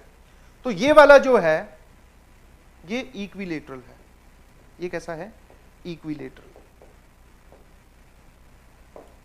तो मैं पूछूं ओनली आइसोसेलेस, मतलब isosceles but not equilateral, but not equilateral, तो वो आप बोलोगे 10 में से एक गया, दैट इज 9। तो वर्टेक्स A1 के करस्पॉन्डिंग ऐसे 9 आ रहे हैं। ठीक है, वर्टेक्स A2 के करस्पॉन्डिंग भी ऐसे 9 आएंगे। कितने वर्टिसेस हैं सर? 21। फाइनल आंसर क्या लिखोगे बेटा? सर 21 इंटू 9, ऐसे हमारे पास 21 इंटू 9 आइसोसेलेस हो जाएंगे, प्योर आइसोसेलेस, जिनमें इक्विलेटरल की गिनती नहीं हुई। तो ये वो ट्राइंगल्स हैं जो आइसोसेलेस है बट इक्विलेटरल नहीं है। बट आपको बोला जाए कंप्लीट आइसोसेलेस, तो भैया इक्विलेटरल भी इसमें आपको ऐड करना पड़ेगा, क्योंकि इक्विलेटरल ट्राइंगल भी आइसोसेलेस होता है। कैसे की गई आइसोसेलेस की गिनती अलग अलग है। ये सारा एक सवाल नहीं है, ध्यान रखना। मैं आपको बोल रहा हूं ये 5 सवाल थे, एक बार करवाया, एक में करवा दिया मैंने। Acute, obtuse, right angle, equilateral and isosceles. Isosceles की गिनती, एक डायमीटर ड्रॉ कीजिए, सिमेट्री से पॉइंट उठाने हैं, 10 आ रहे हैं एक के करस्पॉन्डिंग, इक्विलेटर हटाया तो 9 बचे, एक वर्टेक्स के करस्पॉन्डिंग 9 आ रहे हैं, तो सर ऐसे हमारे पास 21 वर्टेक्स हैं, और ये सिर्फ आइसोसेलेस प्योर, और प्लस इक्विलेटरल तो कंप्लीट आइसोसेलेस। अब सर आपने ये इक्विलेटरल पहले ही क्यों हटा दिया? क्योंकि बेटा जी अगर आपने यहां पर इस इक्विलेटरल को गिन लिया A8, A1, A15, तो ये एक बार और भी गिना जाएगा, तो इससे बढ़िया इसको गिनो ही मत, इसलिए मैंने इसको पहले ही हटा दिया, तो 9 बचे। समझ पा रहे हो मेरी बात? तो ये ध्यान सुनना। तो this is our final answer. मेरे ख्याल से बात समझ में आई है। तो मैंने इसको आपको 3 पार्ट में सॉल्व करवाया। टोटल ट्राइंगल्स, पहले ऑब्ट्यूज गिने, एक्यूट टोटल में से घटाकर निकाल लिए, फिर हमने इक्विलेटरल गिने, अलग अलग समझिएगा, और फिर हमने आइसोसेलेस गिने। समझ में आया? ये वाली जो गिनती है यहां पर, ये आइसोसेलेस की। आराम से पचाइएगा प्लीज, इसको क्या करिएगा, आराम से पचाना है आपको। चलिए जी, अगला सवाल आपकी कंप्यूटर स्क्रीन पर ये रहा। देयर आर, आराम से सवाल पढ़िए, बिकॉज जब आप इस सवाल को पढ़ोगे तो आपको लगेगा कि ये सवाल हमने कहीं ना कहीं किया है। There are n straight lines in a plane out of which no 2 are parallel, no 2 are congruent. Total n straight lines है। Find the total number of new lines that can be formed by joining the point of intersection of given straight lines. अब इसमें क्या हो रहा है, ध्यान से मैं आपको जो सिचुएशन है वो छोटे के लिए समझा देता हूं। Consider for n equals to 4, या sorry n equals to 5, n बराबर 5 के लिए सिचुएशन इमेजिन करिए। फिर इसको जनरलाइज करूंगा, घबराना बिल्कुल मत। सर 5 स्ट्रेट लाइंस की बात कर रहे हो क्या आप? मैंने कहा हां, जिसमें से कोई भी 2 पैरेलल नहीं है, कोई भी 2 कॉन्ग्रुएंट नहीं है, या कोई भी 3 कॉन्ग्रुएंट नहीं है। नो 2 आर कॉन्ग्रुएंट या नो 3 आर कॉन्ग्रुएंट। वो नो 2 थोड़ा गलत हो जाएगा शब्द, आप उसकी जगह नो 3 कर लीजिएगा प्लीज, ठीक है? क्योंकि 2 तो कॉन्ग्रुएंट होती ही है। सर अगर नो कोई भी 2 कॉन्ग्रुएंट नहीं हुई तो उसको कैसे करोगे सॉल्व? अच्छा ठीक है, तो इसको थोड़ा सही कर लिया, यहां लिख लिया नो 3 आर कॉन्ग्रुएंट। सर इस लैंग्वेज का क्या मतलब है, ये हम क्लास में ऑलरेडी देख चुके हैं। मतलब कोई भी 3 एक पॉइंट से पास नहीं करती। तो ये हो गई, कितनी लाइंस होगी, गिनना पड़ेगा, 1 2 3 4। अब एक 5वीं लाइन ड्रॉ करता हूं, ध्यान सुनना, ठीक है? हाँ, टोटल हमारे पास 5 है। अगर 5 लाइंस दूं तो मैं आपसे एक सवाल ऑलरेडी पूछ चुका हूं क्लास में, total point of intersection. Total point of intersection कितने हो जाएंगे सर? 5, जिसमें से कोई भी 2 लो तो 10 पॉइंट ऑफ इंटरसेक्शन मिलने चाहिए आपको। कैसे सर? 5 में से कोई भी 2 सेलेक्ट करो, 1 पॉइंट ऑफ इंटरसेक्शन मिलेगा। गिन लेते हैं फटाफट। सर ये रहा 1 2 3 4 5 6 7 8 9 10। बिल्कुल सही बोले सर आप, 10 हमारे पास पॉइंट ऑफ इंटरसेक्शन आ गए। अब सवाल पढ़ता हूं वापस से। मान लो एक प्लेन में आपके पास 5 लाइंस है, कोई भी 2 पैरेलल नहीं है और कोई भी 3 कॉन्ग्रुएंट नहीं है, ये वाली सिचुएशन है। Now find total number of new lines. इस बात पे ध्यान दीजिएगा, ऐसी कितनी नई लाइंस होंगी that can be formed by joining the point of intersection of given straight lines. जो स्ट्रेट लाइंस आपने दी है उनके पॉइंट ऑफ इंटरसेक्शन को ज्वाइन करके आप नई स्ट्रेट लाइंस कितनी बना सकते हो, नई बननी चाहिए, ध्यान रखना। एक बच्चा बोला सर एक पॉइंट ऑफ इंटरसेक्शन ये रहा, एक ये रहा। मैंने कहा इन दोनों को ज्वाइन करेगा तो ये जो लाइन आई ग्रीन वाली, क्या ये नई लाइन है? नहीं। आपको पॉइंट ऑफ इंटरसेक्शन मतलब ये जो गुलाबी सर्कल दिख रहे हैं, इन्हीं में से किन्हीं 2 को ज्वाइन करना है, परंतु लाइन बननी चाहिए नई, फ्रेश, जैसे कि ये वाली। डॉटेड से शो करता हूं, ये वाली जो लाइन है ये न्यू लाइन है। क्यों? क्योंकि ये पॉइंट ऑफ इंटरसेक्शन से पास कर रही है, इससे और इससे, और ये पुरानी किसी ग्रीन लाइन से मैच नहीं करती। और सोच, क्या सर फिर ये वाली लाइन भी हो सकती है क्या? मैंने पूछा कौन सी? जैसे ये वाली। हाँ सर, मैं सिर्फ 2-4 एग्जांपल दिखा रहा हूं, ध्यान रखना, न्यू लाइन का। ऐसी पूछ रहा है ऐसी डॉटेड लाइंस कितनी आएंगी। फिर एक बच्चा बोला कि सर ये 10 है, अब इनमें से कोई भी 2 सेलेक्ट कर लो। पहली चीज आपको भिड़ते ही समझ में आना चाहिए, 10C2 is the incorrect answer. पहले आपको गलत जवाब समझ में आना चाहिए। Sir why 10C2 is incorrect? Because अगर आप 10 में से कोई भी 2 पॉइंट ऑफ इंटरसेक्शंस को ज्वाइन करते हो तो वो नई लाइन नहीं बन रही है, पुरानी वाली भी बन सकती है। एक बच्चा बोलता है कि सर आप इसको और इसको ज्वाइन करो तो पुरानी बनेगी, इसको और इसको ज्वाइन करो फिर से पुराने वाली बनेगी, इसको और इसको ज्वाइन करो फिर से पुरानी वाली बनेगी। तो आप 10C2 नहीं लगा सकते बेटा, ठीक है सर? समझ में आ रहा है कि नहीं समझ में आ रहा है? औसम औसम गिनती करनी सीख रहे हैं। चलिए सर फिर कैसे गिनती करेंगे जरा देखना ध्यान से। आप एक काम करो, छोटा सा मजेदार है, इंटेंस सेशन है, दिमाग की नसें खुल जाएंगी, ध्यान रखिएगा प्लीज। गिननी स्टार्ट करते हैं, ठीक है। मैंने बोला अच्छा, इसमें एक चीज ऑब्जर्व करने वाली वो ये है कि जो भी एक लाइन है, ठीक है, जैसे पहले किसी एक पॉइंट ऑफ इंटरसेक्शन पे जाके बैठने वाले हैं, जैसे मैंने क्या किया, इस पॉइंट ऑफ इंटरसेक्शन पे जाके मैं बैठने वाला हूं, तो ये पॉइंट ऑफ इंटरसेक्शन दो स्ट्रेट लाइंस की वजह से आया है ना। ये जो पॉइंट है ये एक तो इसकी वजह से और इसकी वजह से। मैंने कहा ठीक है भाई। अच्छा, क्या आपको ये पता है कि आपने जब हमें 5 लाइंस दी, ठीक है, बेसिकली अब जो हमारी गिनती का तरीका है वो यही है कि जब आप इस पॉइंट ऑफ इंटरसेक्शन पे जाकर बैठ गए, आपको अब एक और पॉइंट ऑफ इंटरसेक्शन चाहिए, है ना। बस वो पॉइंट ऑफ इंटरसेक्शन इस लाइन पे नहीं होना चाहिए और इस पे नहीं होना चाहिए, क्योंकि एक तो आपने उठा लिया, क्योंकि अगर इस पे से हुआ तो फिर वो सेम लाइन आ जाएगी, अगर इस पे से हुआ तब भी सेम लाइन आ जाएगी। पहले मैं एक पॉइंट ऑफ इंटरसेक्शन पे जाकर बैठा, वो खुद 2 लाइंस का पॉइंट ऑफ इंटरसेक्शन था। अब आप इस पे अगर बैठ गए तो कोई सा भी पॉइंट ऑफ इंटरसेक्शन इनके ऊपर मत उठा लेना, बिकॉज एक ये वापस ओल्ड लाइन, एक ये वापस से ओल्ड लाइन। तो क्या सोच रहे हैं आप, सर इसके साथ अगर आप कोई पॉइंट उठाना चाहते हो तो वो इन दोनों लाइंस पे नहीं लाई करना चाहिए, यहां कहीं और लाई करना चाहिए, फिर जाकर आपके पास एक फ्रेश लाइन आई। मैंने कहा ठीक है, अब गिनती की बारी आई, सुनते जाना आराम आराम से। कैलकुलेशन वाइज मतलब समझने वाइज गड़बड़ मतलब बहुत जोरदार है। ये वाला पॉइंट ऑफ इंटरसेक्शन एक तो ये वाली लाइन से और एक इस लाइन से बना, बिल्कुल सही है।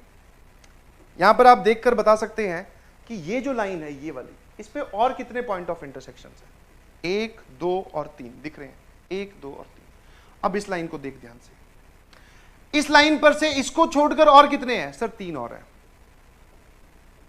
ठीक है।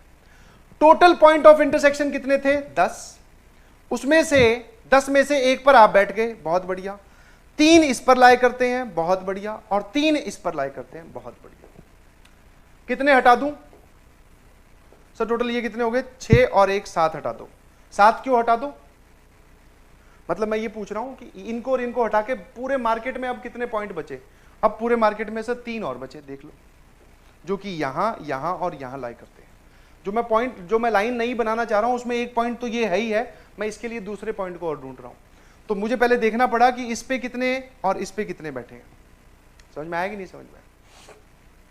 तो total point of intersection are 10, जिसमें से एक पर आप बैठे हो और हर एक लाइन पर, जैसे एक लाइन पर से कितने लाई करेंगे, तो ऑब्वियसली एक लाइन पर 4 पॉइंट ऑफ इंटरसेक्शन लाई कर रहे हैं हर एक पर। क्यों? क्योंकि एक लाइन है, बाकी चारों उसको आके काट रही है। आपने लाइंस दी ऐसी हैं, कोई भी लाइन है उसको बाकी 4 लाइंस जो है वो आके काट ही रही हैं। देख ले, किसी भी लाइन को उठा ले, जैसे इस लाइन पे 4 हैं, इस लाइन पे 4 हैं, इस लाइन पे 4 हैं। समझ में आया? तो सर हर एक लाइन पे 4 लाई करते हैं, एक पर आप बैठ के तो बचे 3 इस पे और 3 इस पे। तो मैंने पूछा पीछे कितने बचे, पीछे बचे सर 3, ठीक है। टोटल इसमें फिर पीछे कितने बचे, 3। ये जो है ये इनके ऊपर नहीं लाई करते, ये एक खुद 3 इस लाइन पे, 3 इस लाइन पे, ये बचे 3। अच्छा, तो इसके करस्पॉन्डिंग आप बोल सकते हो, इस पॉइंट के करस्पॉन्डिंग 3 और पॉइंट है, जिसमें से एक सेलेक्ट करो। मैंने कहा बहुत बढ़िया, ठीक है। ये तो तूने इस पॉइंट के लिए निकाला, ऐसे कर करके तू हर एक पॉइंट पर जाकर बैठेगा। यही सेम काम यहां पर है, अब इस पे आके बैठ जा। अब इस लाइन और इस लाइन की कहानी है, तो इसके लिए वापस से सेम गिनती होगी। आपको पहले ये समझना पड़ेगा हर पॉइंट के लिए सेम। तो ऐसे कितने पॉइंट्स हैं सर, ऐसे पॉइंट्स है 10, ठीक है। और finally divided by 2। Why divided by 2? Because आपने हर लाइन 2-2 बार गिन ली। कैसे? जब आपने इस पर बैठकर इसको ज्वाइन करके ये लाइन गिनी, जब बारी आई तो आप इस पे भी बैठोगे कभी ना कभी, फिर आप इसको इससे कनेक्ट करोगे तो इसी लाइन को एक बार और गिनोगे। आया ना समझ में? बिकॉज आप फाइनली जब इसको 10 से मल्टीप्लाई कर रहे हो, जब फाइनली आप इसको 10 से मल्टीप्लाई कर रहे हो, मतलब आप हर पॉइंट ऑफ इंटरसेक्शन पे जाके बैठ रहे हो। But sir her point of intersection पे जाके बैठोगे, आपने इसको इससे ज्वाइन कर दिया, ठीक है। एक बार आप इस पे जाकर बैठे, फिर आपने इसको फिर से इससे ज्वाइन किया, तो लाइन तो एक ही है, हर लाइन को आपने 2-2 बार गिना। This is our final answer, that is 3 × 5। We have total 15 new lines, 15 fresh lines in this case. और 10C2 तो भैया 45 होता है उसका भी 1/3। समझ गए? अब इसको जनरलाइज कैसे करें, थोड़ा मुश्किल है, पर पहले तो ये बचाओ, ये 15 के लिए बचाओ। अब इसको जनरलाइज करता हूं, ध्यान सुनना। जनरलाइज करते हैं, ध्यान सुनना। थोड़ी सी मदद चाहिएगी मुझे आपकी जरूर, बिकॉज वरना परेशान हो जाओगे। और मेरी इंटेंशन यहां पर तुम्हें परेशान करने की बिल्कुल नहीं है भैया, ध्यान रखिएगा प्लीज। अब की बार मैं n लाइंस वाला केस बना रहा हूं, ठीक है सर आपने n लाइंस तो बनाई नहीं, वो बना भी नहीं सकता, उन n में से कोई भी दो। टोटल पॉइंट ऑफ इंटरसेक्शन कितने हैं? टोटल पॉइंट ऑफ इंटरसेक्शन अगर n लाइंस दे रखी हो, टोटल पॉइंट ऑफ इंटरसेक्शन कितने होंगे सर? वो होंगे NC2। जैसे आपने यहां पर 10 निकाला ना, वैसे ही NC2 total point of intersection. मैंने पूछा हर लाइन को, इस लाइन L1 को बाकी लाइंस कितनी बार आके काटेंगी? सर आपने बोला था हर एक लाइन को बाकी बची हुई लाइंस, जैसे यहां पर एक लाइन को बाकी बची हुई 4 लाइंस आगे काट रही हैं, तो ये एक लाइन उठाइए, बाकी ये कितनी है? n-1 पॉइंट्स होंगे, बाकी सब लाइंस आके काटेंगी ही काटेंगी। ये यहां से लेके यहां तक कितने पॉइंट्स बचे इस लाइन पर? ये बचे सर n-2 पॉइंट्स। फिर यहां आ जा, ये यहां से लेके यहां तक कितने बचे? ये भी बचे n-2 पॉइंट्स। तो इन दोनों, आप अभी जो है वो इस पॉइंट ऑफ इंटरसेक्शन पे बैठ गए हैं, मतलब एक जो नया पॉइंट ऑफ, आपको एक पॉइंट ऑफ इंटरसेक्शन और चाहिए, बिकॉज इसको और उसको ज्वाइन करके आप एक फ्रेश लाइन खींचेंगे। और ये जो आपको दिखाई दे रहे हैं पिक्चर में, ये सारे पॉइंट ऑफ इंटरसेक्शन हैं। तो हमने क्या किया, एक पर बैठ गए, अब बाकी कितने बचे जिसके हम ज्वाइन कर सकते हैं? तो जरा देखना सर, टोटल है NC2, उसमें से n-2 और n-2 ये घटा दो, 2 इंटू n-2 घटा दो। मैंने कहा बिल्कुल सही है। क्यों 2 इंटू क्यों? सर ये इसलिए घटा दो, अच्छा टोटल NC2 है, एक पर आप बैठ ही गए, तो पीछे कितने पॉइंट्स बचे उसके लिए आपको एक और -1 करना पड़ेगा। y -1 क्योंकि NC2 total point of intersection, n-2 ये, n-2 ये और एक ये हटा दिए। इसके बाद में जितने भी पॉइंट ऑफ इंटरसेक्शन बचेंगे वो यहां कहीं बचेंगे, उसको और इसको ज्वाइन करोगे, एक स्ट्रेट लाइन मिलेगी। और ऐसे कितने आपके पास, ऐसे कितने पॉइंट्स हैं जिसपे आप एक बार इस पे जाके बैठे, एक बार इस पे, ऐसे कितने हैं सर? ऐसे हमारे पास NC2 पॉइंट्स हैं, और हर एक लाइन आप कितनी बार गिनोगे? 2 बार। Now you can see both are matching for n = 5। n बराबर 5 के लिए ये भी 15 आएगा, आप चेक कर सकते हो। 15 कैसे सर? ये 5C2 था 10, और ये कितना आ जाएगा 3 इंटू 2 6, तो 10 माइनस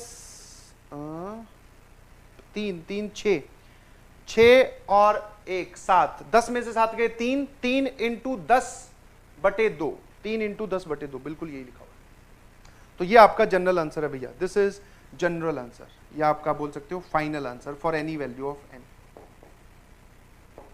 और जिसको कम समझ में आया तो वो पहले n की वैल्यू 5 के लिए ये चीज सीखें। n की वैल्यू 5 के लिए सीख लिया, उसी के लिए इसको लगाना है। मजेदार सवाल है, बहुत ही बेहतरीन, मजे आ जाएंगे। ठीक है, अगला सवाल जो कि सेट थ्योरी पर बेस्ड है, और सेट थ्योरी पर बेस्ड बहुत सारे सवाल आजकल आ रहे हैं, तो फटाफट देख लीजिए क्या है, जरा देखना। ओ, ये मैंने फिर से क्या किया, बहुत सारे क्वेश्चन जो हैं वो मर्ज कर दिए, क्योंकि ये ऐसे क्वेश्चन जो हैं वो प्रोबेबिलिटी में आते हैं। ध्यान सुनना, आपके पास एक सेट X है जिसमें n एलिमेंट्स हैं। A subset P of set X is chosen at random. Subset P जो है वो आपने चूज किया X के एलिमेंट्स को मिलाकर। सबसेट आप जानते हैं क्या होता है। The set X is reconstructed by replacing the elements of set P। आपने सेट P के सारे एलिमेंट्स वापस रख दिए। जैसे मान लो एग्जाम्पल के तौर पे इसमें 1 2 3 है, ठीक है। आपने एक सबसेट चुना जिसमें एलिमेंट्स है 1 और 2। अब आप सबसेट Q भी चुनोगे, उससे पहले आपने ये सारे एलिमेंट्स इसके अंदर रख दिए। अब वापस फिर आपने Q चुना, तो वो हो सकता है 3 और 1। इसका बोलने का मतलब है, जो लैंग्वेज है ये सीधी सीधी इस बात की ओर इंप्लीकेट करती है कि P और Q बराबर भी हो सकते हैं। मतलब ये दोनों सबसेट जो हैं ये बराबर भी हो सकते हैं। Q ये भी हो सकता है, 1 और 2 भी हो सकता है, क्योंकि जब आपने ये सबसेट बनाया तो इसके जो भी एलिमेंट थे उनको वापस रखा। P आपने बना लिया, इसके एलिमेंट्स को वापस रखा, फिर वापस से Q बनाया, और Q भी इसका सबसेट है, लैंग्वेज बोल रही है। और अगर Q भी इसका सबसेट है तो दोनों बराबर हो सकते हैं, क्या दिक्कत है? समझ गए? आया ना? ये ठीक है। Find the number of ways of choosing P and Q। P और Q को चूज करने के टोटल नंबर ऑफ वेज बताइए, और उसके साथ कंडीशन दे रखी है। हर एक सवाल में अलग अलग कंडीशन है। P यूनियन Q X के बराबर होना चाहिए, और ये सब बातों पे आएंगे। बट अगर मैं विदाउट कंडीशन टोटल वेज पूछूं तो टोटल वेज विदाउट कंडीशन, मतलब कोई कंडीशन नहीं है यहां। तो ये आपको 5 पार्ट में 5 कंडीशंस दिखाई दे रही है, दैट इज विदाउट कंडीशन। तो ये बताओ सबसेट जिसमें n एलिमेंट्स हो, एक सेट जिसमें n एलिमेंट्स हो, उसके कितने सबसेट्स हो सकते हैं सर? 2 की पावर n। तो अगर मुझे p चूज करना है तो p के लिए कितने ऑप्शंस हैं? p 2 की पावर n में से कोई भी हो सकता है और q भी 2 की पावर n में से कोई सा भी हो सकता है। फाइनल आंसर इज 2 की पावर 2n, दैट इज 4 की power n is our answer. p और q दोनों एक साथ चूज करने के, क्योंकि दोनों बराबर भी हो सकते हैं, दोनों अलग अलग भी हो सकते हैं। ठीक है, हाँ, ये विदाउट कंडीशन है। पहले वाले पे आए, वो बोल रहा है कि sir P union Q x के बराबर होना चाहिए। मान लो कि x हमारा यूनिवर्सल सेट है। इस केस में वेन डायग्राम से सोचते हैं, ध्यान सुनना, ठीक है। तो अगर P यूनियन Q x के बराबर होना चाहिए तो पक्का सर ये सिचुएशन होगी, ये होगा सेट P, ये होगा सेट Q और ये होगा x। ठीक है, हाँ है ना। अब आप इसको सेलेक्ट करने के हिसाब से सेलेक्ट मतलब दोनों को चूज करने की जगह उनको बनाने का सोचो। जितने तरीके से बना पाओगे उतने तरीके से सेलेक्ट कर पाओगे। इसको मैं बाद में समझा दूंगा। पहले आप ये सोचो कि आपके पास सेट X में टोटल n एलिमेंट्स हैं। सुनना जरा ध्यान से, ठीक है। और टोटल आपके पास n एलिमेंट्स है, आपको 2 सबसेट बनाने हैं। ये इसके अंदर बनाया मतलब P और Q इसके सबसेट है। वो इस प्रकार होनी चाहिए। ये मैंने डायग्राम थोड़ा गलत बना दिया। कैसे? ये जो मैंने डायग्राम है ये इसका बना दिया, दोनों का यूनियन x के बराबर और इंटरसेक्शन 5। इंटरसेक्शन के बारे में सर कुछ नहीं बोला उसने, ठीक है। तो इंटरसेक्शन के बारे में कुछ नहीं बोला, तो ये लो, ये वाला सबसेट P, ये वाला सबसेट Q, यहां पर नो एलिमेंट, यहां पर कोई भी एलिमेंट नहीं आएगा। सर यहां पर बाहर वाले हिस्से में आपने लिख दिया नो एलिमेंट, ऐसा क्यों लिखा आपने? क्योंकि सर्कुलर फॉर्म में रिप्रेजेंट करना पड़ेगा। दोनों में कॉमन एलिमेंट हो सकते हैं, कोई दिक्कत नहीं है। ठीक है जी, सुनते जाना आराम आराम से। यहां पर नो एलिमेंट क्यों? ताकि P यूनियन Q लो तो x के बराबर आ जाए, इन दोनों का ही यूनियन कंप्लीट x के बराबर हो जाए अगर बाहर कोई ना बैठा हो तो पहले वाले के करस्पॉन्डिंग ये वाला डायग्राम बनेगा। इसके लिए नंबर ऑफ वेज की अगर मैं बात करूं, नंबर ऑफ वेज हो जाएंगे। अब आप एक काम करो, यहां से इसको बोलो बेटा यहां से जाकर आपको बैठना है, तो इसके पास बैठने के लिए 3 जगह है। या तो ये सिर्फ P में जाकर बैठे, या P इंटरसेक्शन Q में जाकर बैठे, या फिर ये सिर्फ Q में जाकर बैठे। समझ गए? आया ना। तो पहले वाले एलिमेंट के पास कितने ऑप्शंस हैं? 3। फिर बारी आई दूसरे एलिमेंट की, इसके पास भी 3 ऑप्शन, यहां, यहां या फिर यहां, तो इसके पास भी 3। तीसरे एलिमेंट की बारी आई 3। ऐसे करते करते सबके पास आपने पूछा ऑप्शन, तो final number of veg is 3 की पावर n। इसको आप छोटे में सोचें, हाँ, छोटे में सोचने से चीजें क्लियर हो जाती हैं। ठीक है, डायग्राम बना लिया, ये रहा P, ये रहा Q, ये रहा सेट X। मैंने आपको सेट X दिया बेटा 1 2 3 के बराबर, और बाहर आपको कोई एलिमेंट नहीं रखना है।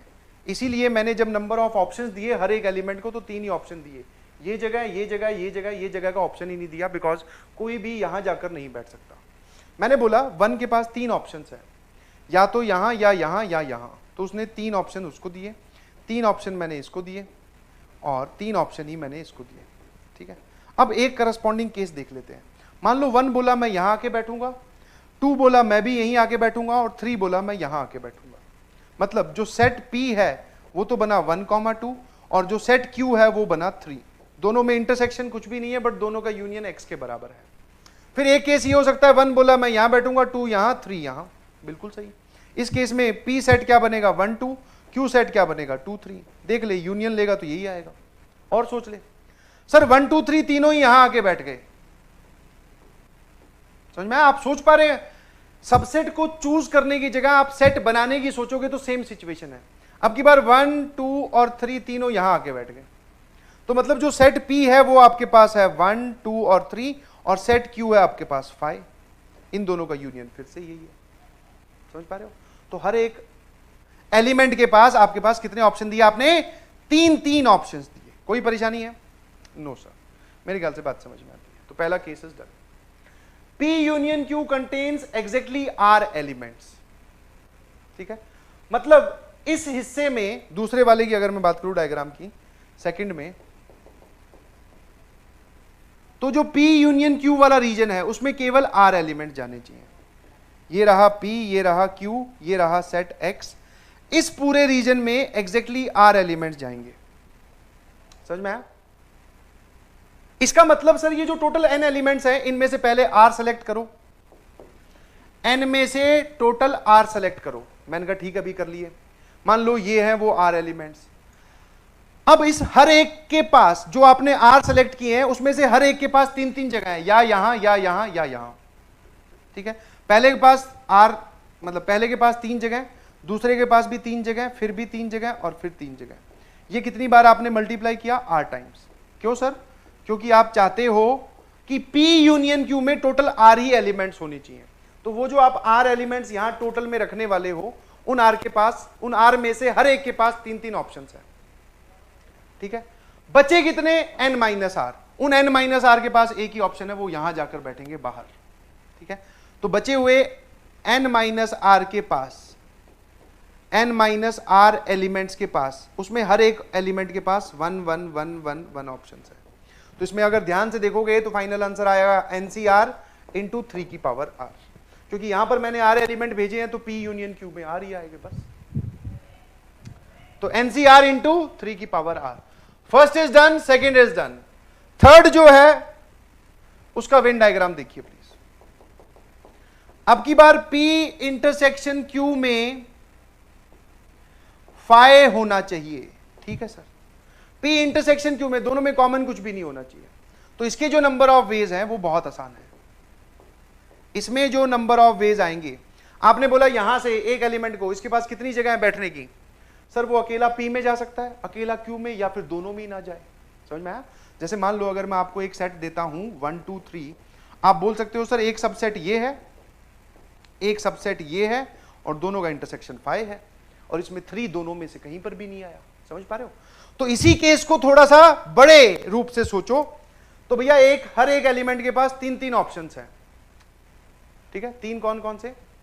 या तो P या Q या दोनों में से कहीं भी नहीं, बट सेट X में ही रहे, कहीं नहीं जाए। ठीक है, बट हां दोनों जगह नहीं जा सकता एक साथ। जो P में जाएगा वो Q में नहीं जा सकता। क्यों? क्योंकि P इंटरसेक्शन Q अपने को 5 रखना है, तो ये दोनों अलग अलग सर्कल्स बनेंगे। तो पहले वाले के पास 3 ऑप्शंस, दूसरे वाले के पास भी 3 ऑप्शंस, तीसरे वाले के पास भी 3 ऑप्शंस। ऐसे करते करते जितने n एलिमेंट्स है सबके पास 3 ऑप्शंस, और फाइनल हमारे पास ये आ जाएगा 3 की पावर n। आया ना? अब कुछ लोगों को ये डाउट आएगा सर इसका आंसर भी 3 की पावर n था और इसका आंसर भी 3 की पावर n था। तो जगह देखना भाई, टोटल वहां पर भी 3 ही जगह थी, 1 2 3, बाहर वाली जगह काउंट कर नहीं रहते हैं। अब की बार 1 2 और बाहर वाली 3, इस वजह से तो ये भी हो गया। जो फोर्थ है वो बहुत आसान है, यूनियन आना चाहिए X, इंटरसेक्शन आना चाहिए 5। तो अगर मैं फोर्थ का वेन डायग्राम बनाता हूं तो फोर्थ का वेन डायग्राम ऐसा बनेगा। इस तरफ P, इस तरफ Q, ये रहा सेट X। दोनों में कॉमन कुछ भी नहीं है, बट यूनियन लगाने पे सेट X हो गया। तो इसके नंबर ऑफ वेज सभी समझ गए होंगे, 2 की पावर n। क्योंकि अब की बार हर एक एलिमेंट के पास जाने के 2 ही ऑप्शन है, या तो यहां या यहां। वो अब की बार यहां जाएगा तो यहां नहीं जा पाएगा, यहां जाएगा तो यहां नहीं जा पाएगा। सारे एलिमेंट्स आके बैठ जाएंगे, सारे एलिमेंट्स आके बैठ जाएंगे। फिर यूनियन लेके देखना X आएगा और इंटरसेक्शन लेके देखना पाई आएगा। और लास्ट है P is equal to Q complement. P जो है वो Q के कॉम्प्लीमेंट के बराबर होना चाहिए। सर ये क्या बोल दिया आपने? P is equal to Q का कॉम्प्लीमेंट। इसका मतलब सर वेन डायग्राम में अकेला Q ही है। ठीक है, P जो है इसके बाहर है, इसके बाहर वाला जो ये एरिया है ना, ये वाला एरिया, इसके जो बाहर वाला एरिया है ये है P। जो Q में नहीं आया वो P में गया।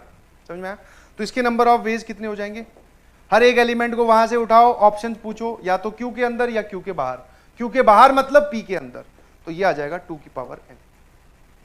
समझ पा रहे हो? इस सारे सवाल का जो यूज है वो क्लास 12th में होगा प्रोबेबिलिटी में 100%। ध्यान रखना, इसको बोलते हैं सेट। आया ना? देख लो आराम से।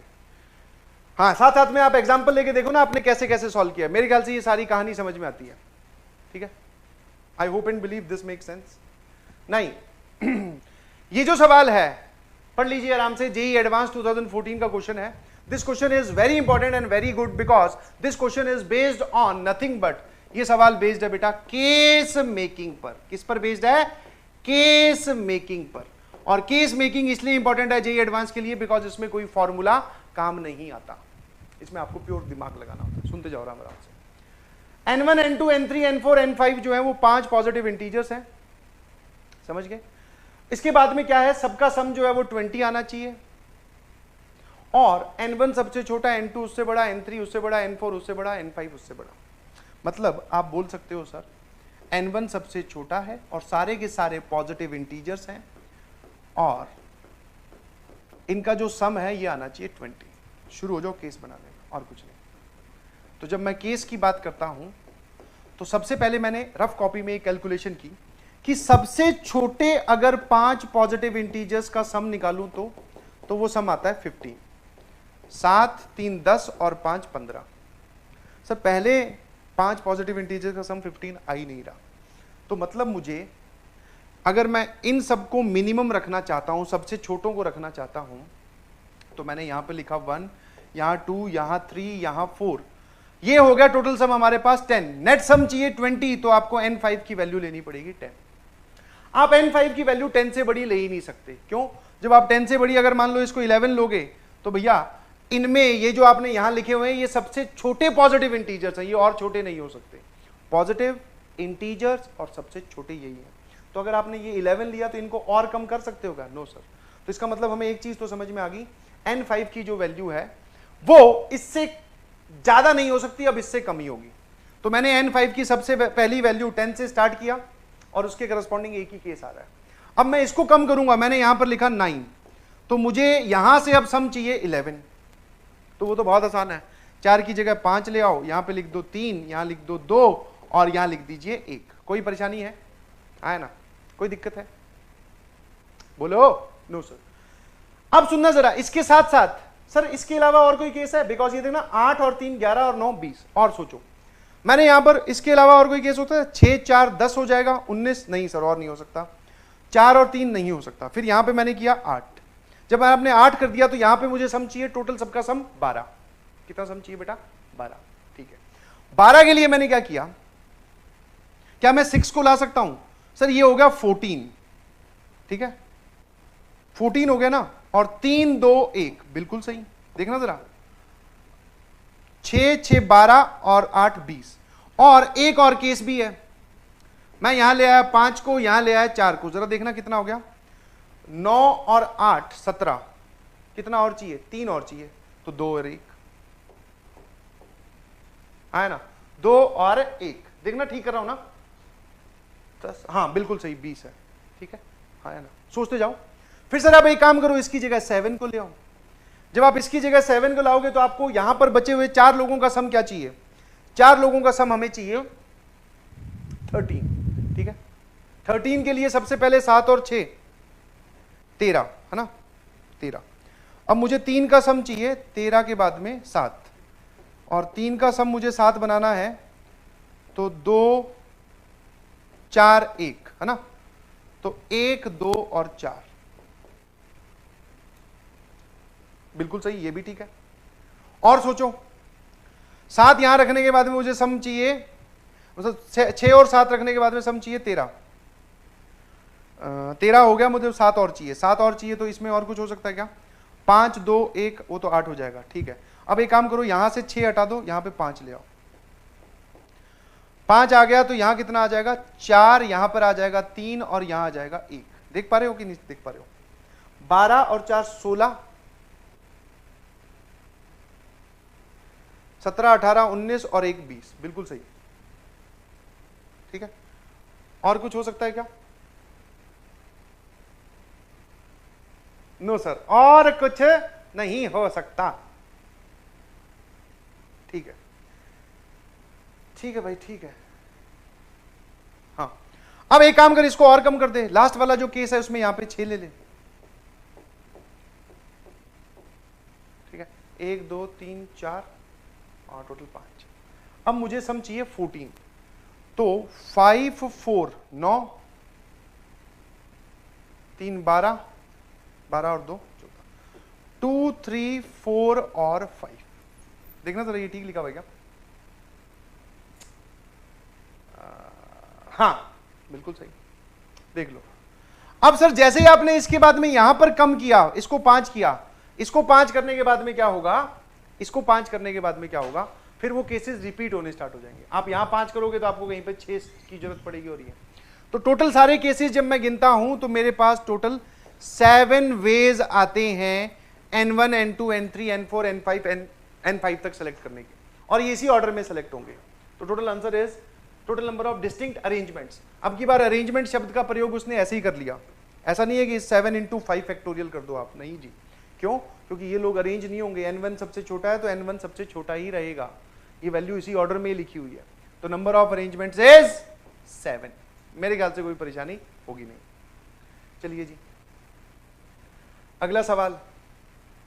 The word of length 10 are to be formed using the letter, ये 10 लेटर्स दिए हैं, J तक 10 हैं। X be the number of word such that no letter is repeated. अच्छा, X जो है वो क्या है, आपको इन 10 लेटर से एक 10 लेटर का वर्ड बनाना है, 10 लेटर का वर्ड बनाना है जिसकी लेंथ 10 है और जिसमें कोई भी लेटर रिपीट नहीं होना चाहिए। तो ऑब्वियसली सर इन्हीं 10 को अरेंज करोगे और 10 डिफरेंट है तो इनको अरेंज करने का तरीका इज 10 फैक्टोरियल। ठीक है, ठीक है, no letter is repeated. And y be the number of ways, y में क्या करना है, be the number of word such that exactly 1 letter is repeated twice. एक लेटर 2 बार आएगा। जैसे आप बोल दो कि A B C D D E F G H और I, 1 2 3 4 5 6 7 8 9 10, इस प्रकार की सिचुएशन है। तो पहले ही बता देता हूं, अरेंजमेंट जो होंगे वो तो ये होंगे, that is 10 factorial upon 2 factorial. क्यों? Why 10 factorial upon 2 factorial? Sir वो इसलिए बिकॉज ये 10 हैं जिसमें से 2 एक जैसे हैं, तो ये अरेंजमेंट है। बट आप यहां तक पहुंचे कैसे वो बताओ। मैंने पूछा बहुत आसान है। जब आपके पास टोटल 10 ऑप्शन दिए गए थे तो आपको ये बात समझ में आई, जब आप यहां पर एक को 2 बार रिपीट करके लिख रहे हो तो पक्का आप किसी एक को छोड़ाए। जैसे इस केस में मैं J को छोड़ाया, तो किसको यहीं पर छोड़ देना है 10 में से वो सेलेक्ट कर लो। जैसे आपने J को छोड़ दिया तो हमारे पास ये 9 लोग बचे। अब इन 9 में से आप किसको 2 बार रिपीट करवाना चाहते हो? आपको कैसे पता सर D रिपीट करेगा? हो सकता है C 2 बार आ जाए, D 1 बार आए, हो सकता है G 2 बार आए, बाकी सब 1 बार आए। तो 10 में से एक मतलब मैं किस लेटर को पीछे छोड़ आया, लेके ही नहीं आया। यहां लाने के बाद में मुझे टोटल 9 डिफरेंट लेटर्स दिखाई दे रहे हैं और उनमें से किसको रिपीट करूंगा वो भी सिलेक्ट करो। 9C1 रिप्रेजेंट्स उन 9 में से कौन सा रिपीट करेगा। जैसे ये एग्जांपल है D का रिपीट करवाने वाला। ठीक है, मल्टीप्लाइड बाय, जैसे ही आपका डिसाइड हो गया कि भैया D 2 बार रिपीट करेगा, अब इनकी अरेंजमेंट वो पूछ रहा है y upon 9x, y upon 9x। तो y है बेटा 10 × 9 × 10 फैक्टोरियल अपॉन 2 फैक्टोरियल, और ऑलरेडी यहां पर एक 9 है और x की वैल्यू है 10 फैक्टोरियल। ये 9 कहां से आया, ये इसने दे रखा है, और ये यहां जाएगा तो आंसर इज 5। जेईई एडवांस 2017 का सवाल, बहुत ही आसान। 9C1 लोग करना भूल जाते हैं, that is absolutely GDPD। ABCDE are seated in a circular arrangement, बिल्कुल सही। ABCD को हमने एक सर्कल पे बिठाया है, बिठा रखा है पहले से ही। देख लो सवाल को, पढ़ो पढ़ो पढ़ो। ठीक है, if each of them is given A hat, उनको एक टोपी दी गई of one of the 3 colours. 3 रंग है हमारे पास, रेड ब्लू और ग्रीन। रेड ब्लू और ग्रीन 3 रंग की टोपियां हैं। रेड ब्लू और ग्रीन 3 रंग की टोपियां हैं, हर एक को हम एक एक रंग की टोपी देंगे। ठीक है, each one of them is given any one of them, इनमें से किसी भी एक रंग की टोपी हम एक इंसान को एक टोपी देंगे। सबके पास एक एक टोपी है और इनमें से कोई रंग है। आगे चलते हैं। The number of ways of distributing the hat such that the person seated adjacent seats gets different hat. जो एक दूसरे के आसपास बैठे हैं उन सबकी टोपियां अलग अलग रंग की हैं। समझ में आया कि नहीं समझ में आया? मतलब आप इस सवाल को ऐसे सोचें तो सर उसने ये बोला कि इनमें से किसी रंग की टोपी देंगे, ये थोड़ी बोला कि सारे के सारे रंग की दे देंगे। तो पहले मैंने पूछा क्या हम 2 कलर से इसको काम चला सकते हैं क्या? मतलब 2 ही रंग की टोपियां हो तो मान लो 2 रंग, वो कौन कौन से हैं? रेड और ब्लू। इसके पास रेड कलर की, इसके पास ब्लू कलर की, क्योंकि जो आसपास बैठे हैं उनका रंग डिफरेंट होना चाहिए। इसके पास रेड, इसके पास ब्लू, इसके पास रेड, इसके पास ब्लू, इसके पास फिर से रेड। तो अगर सर आप 2 ही रंग की टोपी इस्तेमाल करते हो तो ये दोनों तो सेम रंग वाली होगी। तो सिर्फ 2 कलर्स वाला केस नहीं चलेगा, आप 2 कलर्स से काम नहीं चला सकते। आपको तीनों रंग यूज करने ही पड़ेंगे। यस, आपको 3 या all 3 colours will be used. कुछ लोग बोलेंगे सर हमारे दिमाग में तो ये केस आया ही नहीं कि तीनों के तीनों रंग यूज करने, हम तो इसी को सोच के बैठे थे, ये तो दिमाग में आया नहीं। तो बच गए तुम, समझ में आया? बिकॉज उसने सवाल में ये बोला है कि हमारे पास 3 रंग है, इनमें से किसी भी एक रंग की टोपी हमने किसी एक को दी है ना। हो सकता है सारे के सारे रेड कलर की टोपी लिए बैठे हो, वो पॉसिबल नहीं है क्योंकि सबके पास सेम कलर की टोपी हो जाएगी। ठीक है, अब यहां देखो यहां आप क्या करोगे, 3 कलर यूज होंगे। कौन कौन से? तीनों। अब वो किस अमाउंट में यूज होंगे वो देखना, रेड ब्लू फिर ग्रीन फिर रेड फिर ब्लू, ऐसा मान लो। फिर कोई बोले सर मैं तो ऐसा नहीं, मैं तो ऐसा मानूंगा, रेड ब्लू और ग्रीन। कोई भी केस मान ले, अगर तेरे पास सबको तेरे को अलग अलग रखना है, तो वो जो कलर का अमाउंट है ध्यान से देख, 2 red 2 blue 1 green, 2 red 2 blue 1 green. मतलब जो कलर के पॉसिबल टोपी के रंग जो होंगे ना, वो 2 एक रंग की, 2 एक रंग की और 1 एक रंग की। ऐसा नहीं हो सकता कि आप 1 1 2 वाली केस नहीं ले सकते, सॉरी 1 1 3 वाला केस आप नहीं ले सकते। टोटल 5 हो गए ना, ये वाला केस नहीं चलेगा, ये चलेगा। 1 1 3 मतलब 3 टोपियां एक रंग की हो सकती है क्या? मान लो ये रेड, ये ब्लू और ये ब्लू, अगर आपने ये भी रेड कर दी 3 टोपियां एक रंग की सर नहीं हो सकती, और बाकी 2 एक रंग की, यहां पर ब्लू की जगह ग्रीन कर लो तो भी नहीं हो सकती। तो तीनों रंग इस्तेमाल होंगे और इस तरीके से इस्तेमाल होंगे, 2 एक कलर की टोपी, 2 एक कलर की और 1 अकेली 1 कलर की। 3 1 1 भी नहीं हो सकता या 1 1 3 भी नहीं हो सकता। मेरे ख्याल से बात समझ गए आप। अब बारी आती है फाइनल नंबर ऑफ वेज लिखने की। फाइनल नंबर ऑफ वेज कि ये कैसे लिखे जाएंगे। ठीक है, फाइनल नंबर ऑफ वेज जो है वो कैसे लिखे जाएंगे, ध्यान सुनना मेरी बात। उसको लिखने के लिए आप क्या करो, आप पक्का सर यही सिलेक्शन पे जाने वाले हो? हाँ यही पॉसिबल है, तो इन 5 में से कोई एक सेलेक्ट कर। लोगों को इस सर्कुलर परम्यूटेशन का सवाल लगता है, इसमें इन लोगों को बिठाना ही नहीं है, वो पहले से बैठे हैं सर्कुलर अरेंजमेंट में, हमने तो टोपियां बांटी है उनको। बस इसमें यह है कि इतना सा यूज हो रहा है सर्कुलर अरेंजमेंट का कि इसमें एंड पॉइंट्स कनेक्टेड है, कोई एंड पॉइंट है ही नहीं, ये दोनों एडजेसेंट कहला रहे हैं। समझ में आया? तो आप एक काम करो, इन 5 में से कोई भी एक सेलेक्ट कर। 5C1 सर 5C1 क्या रिप्रेजेंट करता है? जिसको आप एक टोपी दोगे ये वाली, समझ में आया? एक टोपी दोगे ये वाली, जो भी एक रंग की आप यूज कर सकते हो। अच्छा इसमें भी 3 केस बनते हैं, ध्यान रखना। 3 केस कौन से?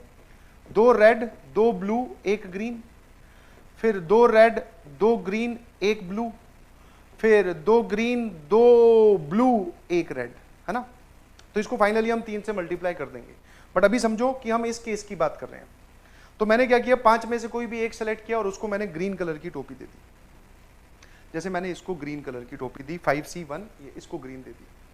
अब हमारे पास कौन कौन सी टोपियां बची? 2 ब्लू और 2 रेड बची। अब वो 2 ब्लू और 2 रेड बांटने के तरीके देखना, 2 ही तरीके हैं सर। आप यहां से रेड, यहां ब्लू, यहां पर रेड, यहां ब्लू, क्योंकि किसी के पास 2 सेम नहीं होनी चाहिए। या फिर ऐसा हो सकता है यहां ब्लू, यहां रेड, यहां ब्लू, यहां रेड।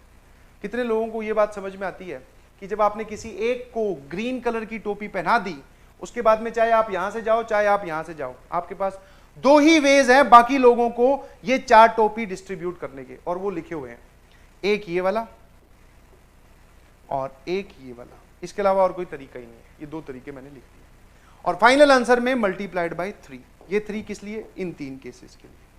तो आप देख सकते हैं सर फाइनल आंसर इज 30। ठीक है ना। 10 × 3 30। तो 2 कलर से काम नहीं चलेगा, तीनों कलर यूज करने पड़ेंगे। तीनों कलर 2 2 1 फॉर्मेट में यूज होंगे, 2 एक कलर की, 2 एक कलर की, 1 एक कलर की। और फिर उसके बाद में आप ऐसे चलें, किसी भी एक को सेलेक्ट करो और उसको एक टोपी बनाओ, बाकी 4 टोपियां बच गई और 4 लोग बच गए, उनको बांटने के 2 ही तरीके हैं, क्योंकि अल्टरनेट वाली चीज ध्यान रखें। मेरे ख्याल से बात समझ में आती है। चलिए, डिबेट क्लब है जिसमें 6 गर्ल्स हैं 4 बॉयज हैं, बिल्कुल सही, 6 गर्ल्स एंड 4 बॉयज, बहुत बढ़िया। A team of 4 members is to be selected out of this club, including the selection of a captain among these 4. इनमें से आपको कोई भी 4 लोग सेलेक्ट करने हैं, उनकी एक टीम बनानी है, उन चारों में से एक कैप्टन भी बनाना है। If the team is to include at most 1 boy, समझ में आया? At most 1 boy, at most 1 boy, एक ही लड़का इसके अंदर होगा, ज्यादा से ज्यादा एक ही लड़का। तो एक बार बताओ क्या क्या केस बन सकते हैं सर? एक लड़का, 3 लड़कियां, क्योंकि 4 की मेंबर बनानी है, और या फिर चारों की चारों लड़कियां। ठीक है, then number of ways of selecting. पहले तो तुम मुझे एक बार बताओ इसके नंबर ऑफ वेज कितने हो जाएंगे? सर 6 में से 3 लड़कियां सेलेक्ट करनी है, 4 में से एक लड़का सेलेक्ट करना है। ठीक है, और जब ये 4 लोगों की टीम बन जाएगी तो आपके सामने 3 लड़कियां और एक लड़का, टोटल 4 लोग खड़े हैं, इनमें से एक कैप्टन भी चूज करना है। तो 4C1, बिकॉज सर प्रोसेस तब कंप्लीट होगी जब आप उनमें से किसी एक को कैप्टन भी बना दो। ये वाला केस क्या है सर? ये वाला केस है जब आपने 6 में से 4 लड़कियां सेलेक्ट की और उन 4 लड़कियों में से किसी एक को कैप्टन भी बनाया। This is final answer. ठीक है, बस कुछ नहीं, ज्यादा ज्यादा एक लड़का होना चाहिए, टीम बनने के बाद में उसमें से कैप्टन भी सेलेक्ट करना है। नो इश्यू, मेरे ख्याल से बात समझ में आती है। आप इसको सॉल्व कर लीजिएगा, सिंप्लीफाई कर लीजिएगा, वैल्यू चेक कर लीजिएगा। अगेन केस मेकिंग का क्वेश्चन। कैसा सवाल है बेटा? केस मेकिंग वाला क्वेश्चन है। The number of 7 digit integers, number of 7 digit integers 1 2 3 4 5 6 7 such that sum of the digits is equal to 10। मतलब जितनी भी डिजिट्स का सम आप करोगे उनका सम आना चाहिए 10। ठीक है, 7 डिजिट का एक इंटीजर लिखोगे और उन सभी डिजिट्स का सम जो है वो आना चाहिए 10, और जो आप डिजिट यूज करोगे वो होंगे 1 2 और 3। शाबाश। बताइए आप ऐसे कितने डिजिट्स बना सकते हैं? समझा? ऐसे कितने 7 डिजिट के इंटीजर्स बना सकते हैं? शुरू हो गए। हमने सबसे पहले क्या किया, यहां पर 3 लेके देखा, 2 बार 3 लूंगा और 6 1 1 1 1 और 1। सर 5 और 6 11। This case is not possible. ये तो 11 हो गया, तो मैंने बोला 3 एक ही कर दे। समझ में आया? सबसे पहले एक मैक्सिमम को इंक्लूड कर लो, उसके बाद में सोचो। 3 एक ही कर लोगे और बाकी सब जगह अगर आप 1 1 1 भी लिखोगे तो ये आ जाएगा 6 और 3 9, मतलब एक आपको 2 लाना पड़ेगा। क्या ये वाला केस चलेगा क्या? सर बिल्कुल चलेगा। देख ले, सबका सम 10 आ रहा है। ठीक है, सबका सम कितना आ रहा है? 10। 5 और 5 10 और 1 2 3 डिजिट्स यूज हुई हैं। बिल्कुल सही। इनकी अरेंजमेंट अभी करेंगे। ये एक केस हुआ। फिर मैंने 3 3 2 बार नहीं आ सकता, 3 एक बार। अब 2 2 को 2 बार करके देखते हैं। ठीक है, 1 2 3 4 5, 5 और 4 9। सर ये वाला केस पॉसिबल नहीं है। क्यों?